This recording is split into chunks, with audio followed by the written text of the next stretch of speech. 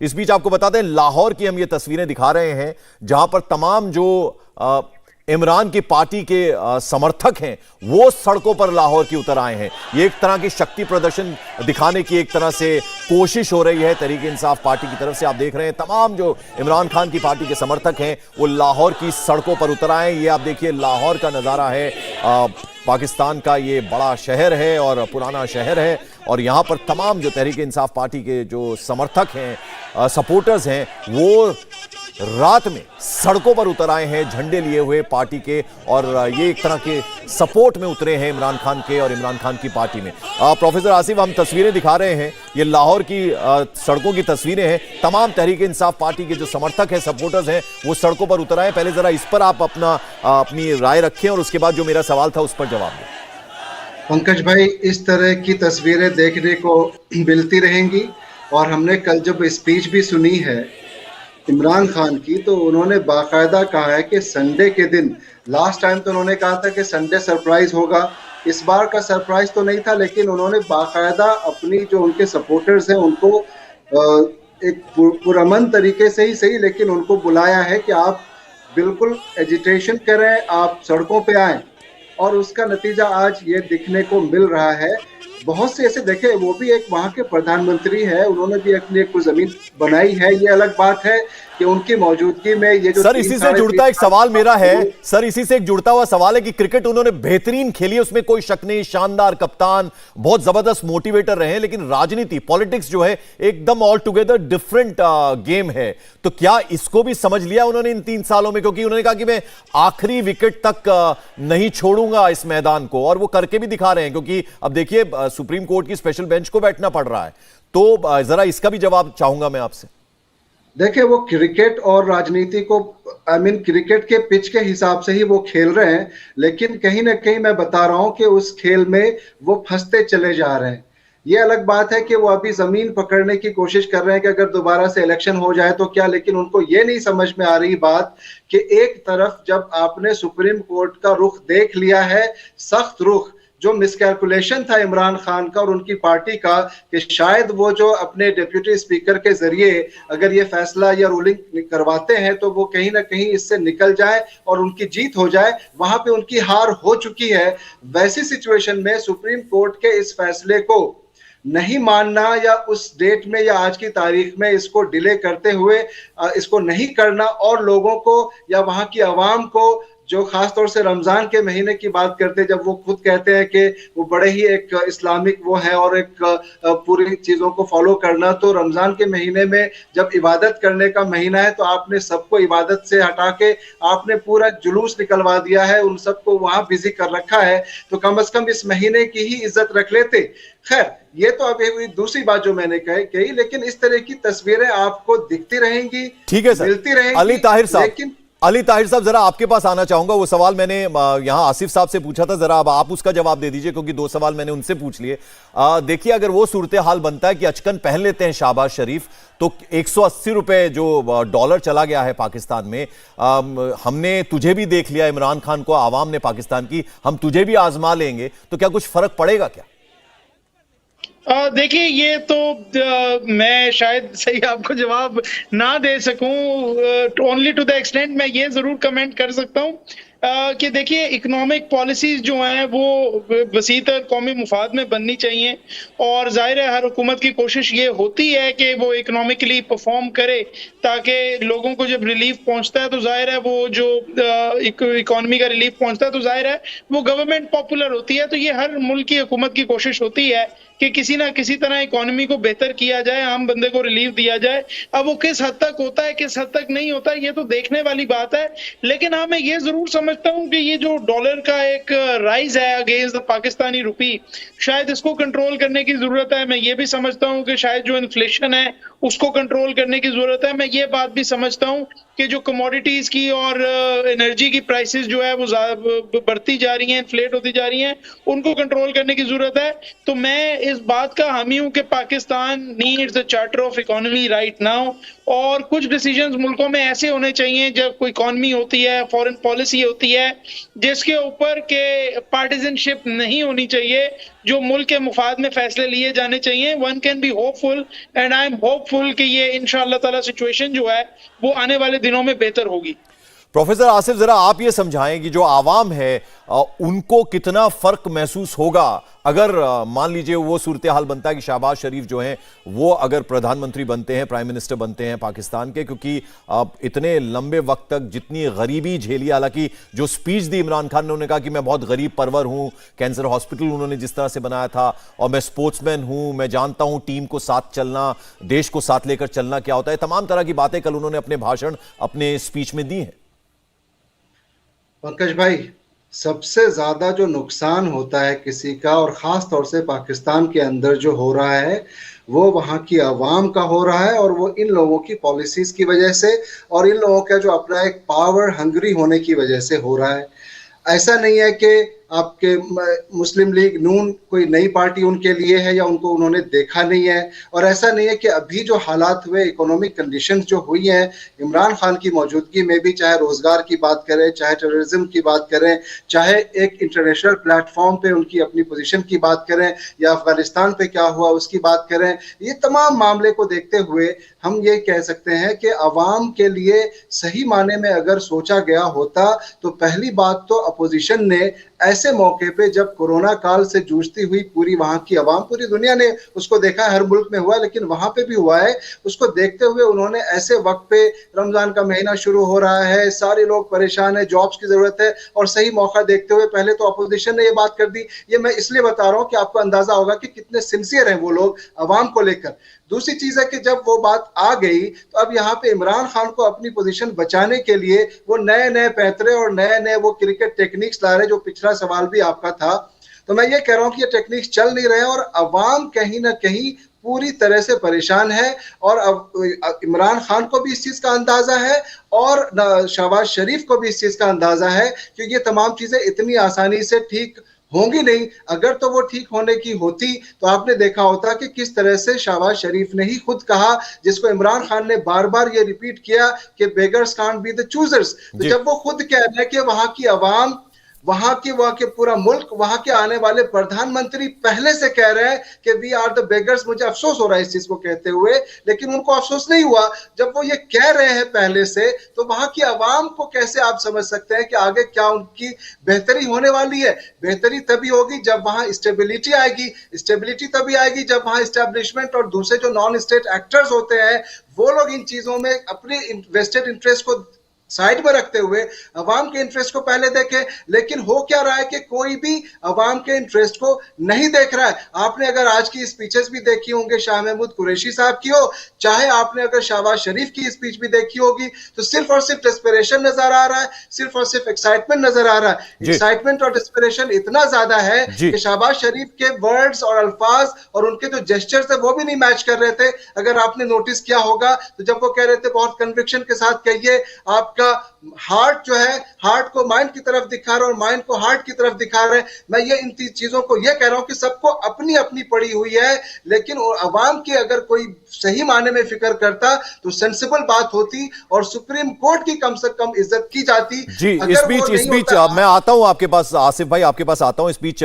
खबर हम आपको बता दें, वो ये कि माफिया के खिलाफ लड़ने की ताकत दे आवाम। इमरान खान ये कह रहे हैं, मैं आखिरी दम तक लड़ाई लड़ूंगा, अंत तक लड़ाई लड़ूंगा, और ये तमाम बातें जो हैं वो कही जा रही है। इस बीच नेशनल असेंबली के बाहर कैदी वैन भी बुलाई गई है।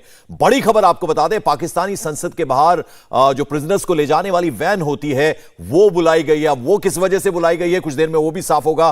तो पाकिस्तानी नेशनल असेंबली के बाहर इस बीच एक प्रिजनर्स को जो ले जाने के लिए वैन होती है वो भी बुलाई गई है। जरा अली ताहिर साहब इस पे कुछ रोशनी डालिए आप। ये जो खबर आ रही है वो ये कि एक प्रिजनर्स को ले जाने वाली जो वैन होती है वो बुलाई गई है पाकिस्तानी संसद के बाहर।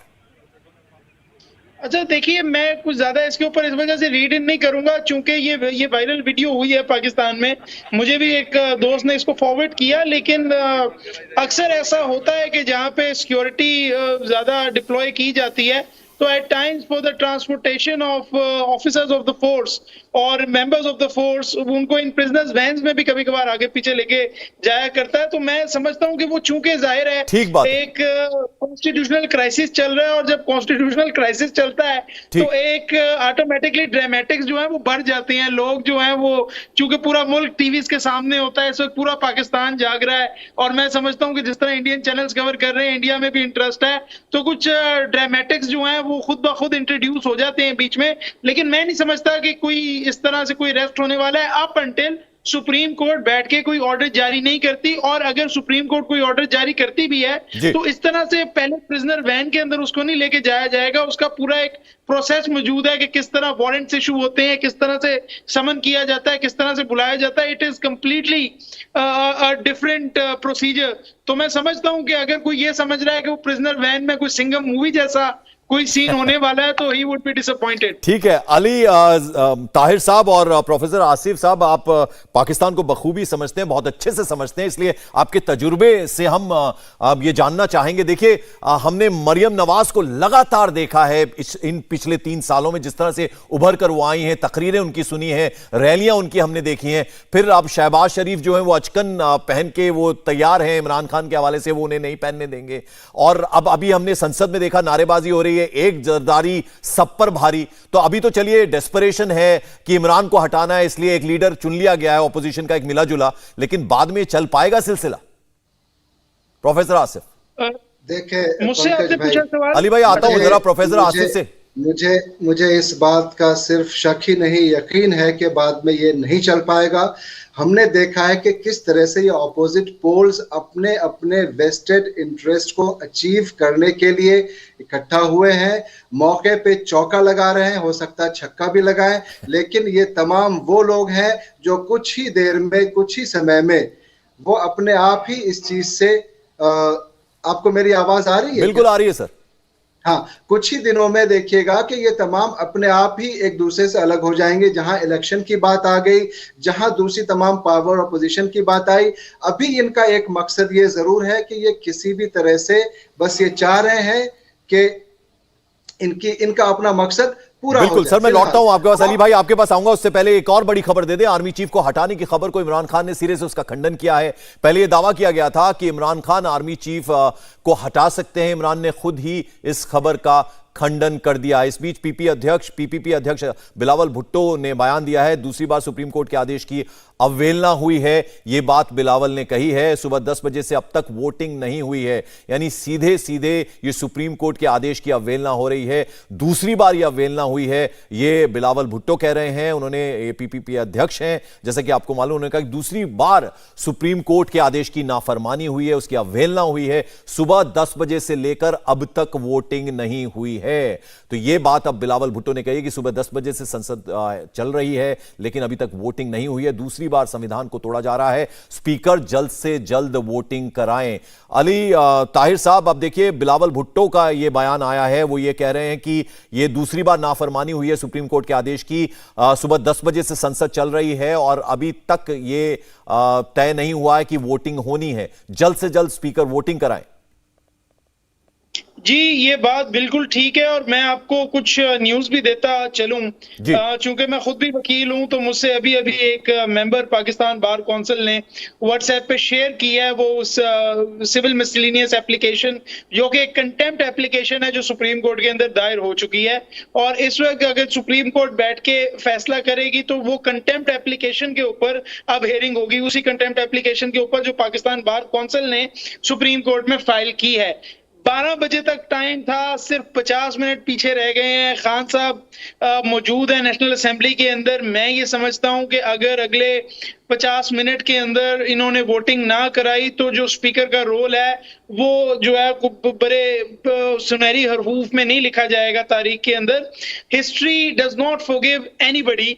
अगर कोई अनकॉन्स्टिट्यूशनली एक्ट करता है तो वो बड़े टाइम तक साथ रहता है। और मैं समझता हूं कि अगर आज वोटिंग ना हुई तो स्पीकर का तो आगे चलने वाला पॉलिटिकल कैरियर खत्म होगा ही होगा, मगर वो पाकिस्तान के कॉन्स्टिट्यूशन को, पाकिस्तान की इंस्टीट्यूशनल स्टेबिलिटी को बड़ा नुकसान पहुंचा देंगे। इसलिए एज अ पाकिस्तानी मेरी अभी तक दुआ यही है कि अगले जो अब 49 मिनट्स हैं, उन 49 मिनट्स के अंदर अंदर वोटिंग हो जाए, जी। और अगर नहीं होती तो I am sure that the supreme court will ensure कि विदाउट फर्दर अनड्यू डिले ये वोटिंग हो और कॉन्स्टिट्यूशन के जो डायरेक्टिव्स हैं वो इन्फोर्स हों।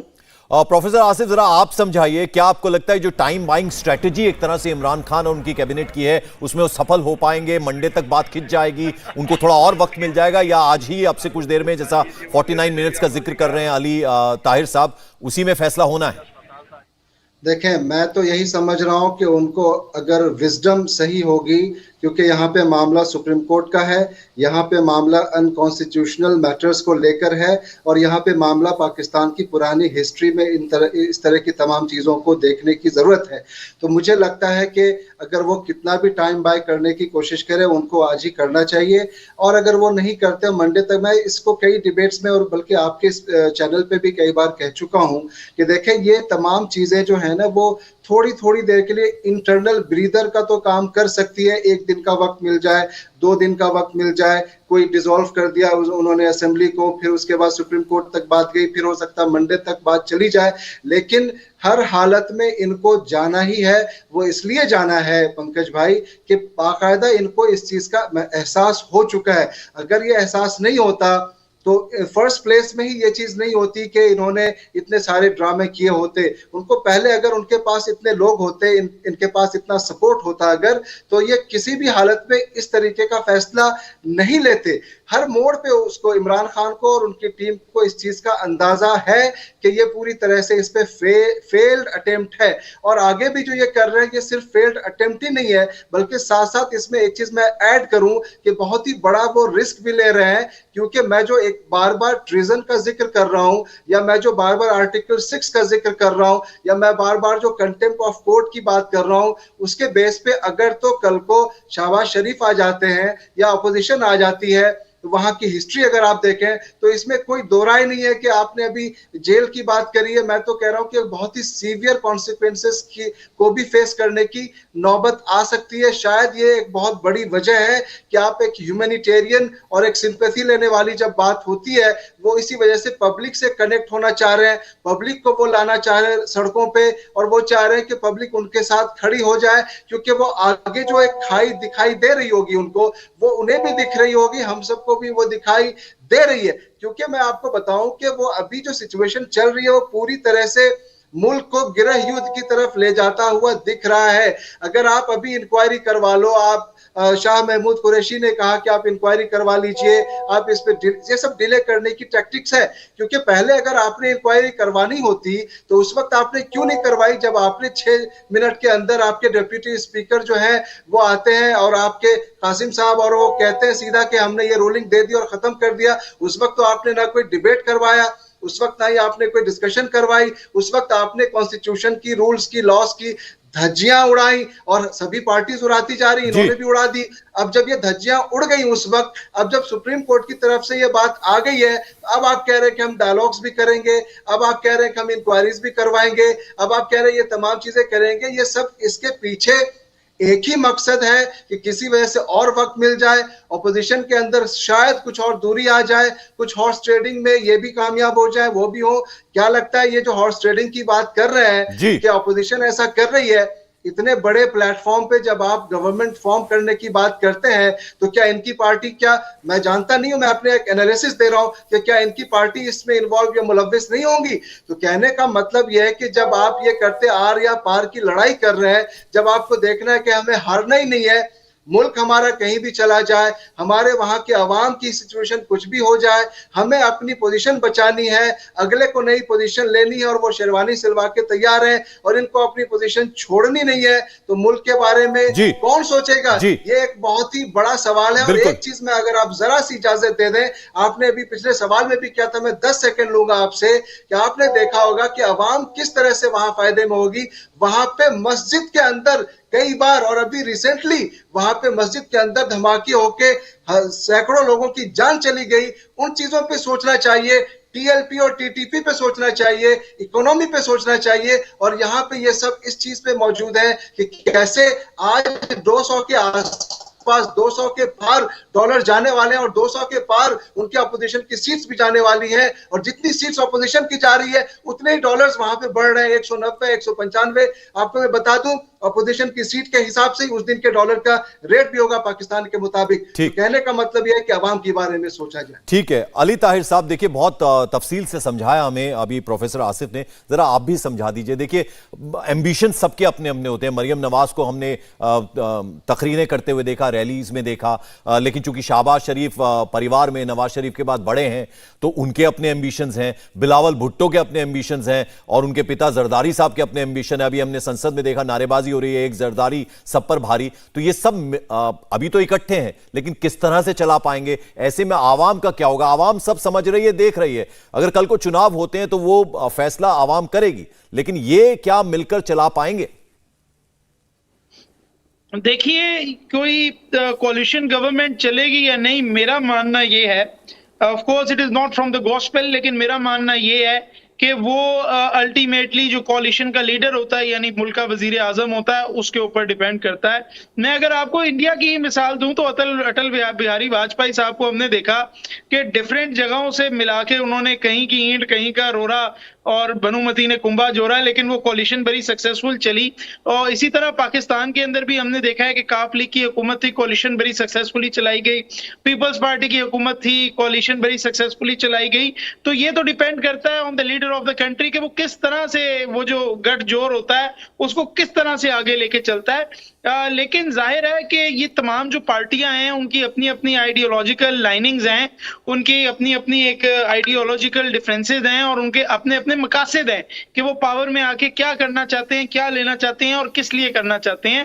और जब भी ऑपोजिशन कंबाइंड होती है हुकूमत के खिलाफ तो हमने देखा है वो एक बड़ी कंफर्टेबल मैरिज ऑफ कन्वीनियंस होती है। वो चीज हमने देखी थी आसिफ जरदारी की जब प्रेसिडेंट थे और उनके नीचे प्राइम मिनिस्टर्स थे, उनकी हुकूमतों के खिलाफ भी, नवाज शरीफ की हुकूमत के खिलाफ भी और अब इमरान खान की हुकूमत के खिलाफ भी, कि ऑपोजिशन अक्सर रल मिल जाती है और फिर वो जाहिर है कोशिश ये होती है कि ये हटें तो हमारी कोई स्पेस बने। लेकिन हाँ ये एक सवालिया निशान है कि आगे ये कैसे चलेंगे, इस बात में कोई शक नहीं है कि शहबाज शरीफ जो कि अब लग ये रहा है कि उनकी मेजॉरिटी पार्लियामेंट में है, उनको चीजों को बहुत ज्यादा मैच्योरली देख के समझ के सुलझ कर चलाना पड़ेगा और हर बंदे को उसका ड्यू शेयर भी देना पड़ेगा और at the same time checks and balance भी रखना पड़ेगा कि कोई हुकूमत में आके और सिर्फ कोalition पावर में होने की वजह से कोई अपना पोजीशन ऑफ ट्रस्ट को अब्यूज तो नहीं कर रहा। तो I think this is a test forward for mister Shehbaz Sharif who might become the leader of that coalition. और अल्टीमेटली मैं ये समझता हूं कि ये उस लीडर पे ही डिपेंड करता है कि कोalition कितनी सक्सेसफुल होती है या कितनी अनसक्सेसफुल होती है। बिल्कुल। इस बीच प्रोफेसर आसिफ जो खबर आ रही हुई है कि पाकिस्तानी संसद में यानी पार्लियामेंट में सुप्रीम कोर्ट का जो आदेश है उसकी नाफरमानी हुई है, इसको लेकर एप्लीकेशन डाल दी गई है, अब उस पर सुनवाई होगी। और दूसरा ये कि यहां पर अभी जिस तरह से हम समझ पा रहे हैं कि जो अभी हालात हैं वो ये कि लगातार नारेबाजी हो रही है संसद में, उसको किस तरह से देखें?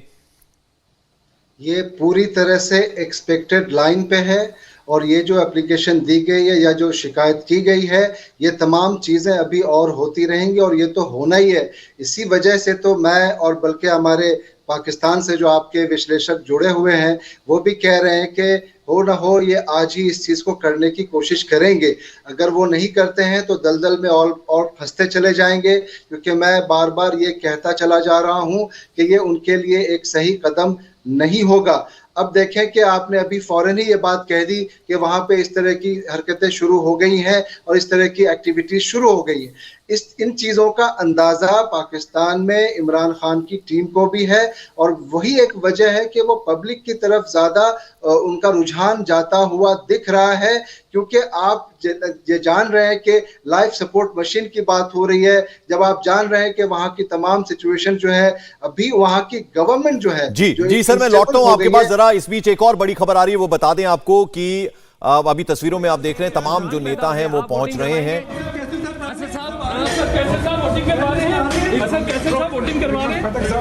वोटिंग होगी या नहीं ये सवाल किए जा रहे हैं। स्पीकर पहुंचे हैं इस वक्त, उनसे पूछा जा रहा है कि क्या वोटिंग करवा रहे हैं या नहीं करवा रहे हैं। ये मीडिया के सवाल उनसे हो रहे हैं। लिफ्ट में सवार हो गए और चले गए। पूछा गया उनसे कि क्या वोटिंग करवा रहे हैं, स्पीकर से पूछा गया, कुछ जवाब दिए बिना वो लिफ्ट में सवार हुए, गाड़ी से उतरकर और चले गए।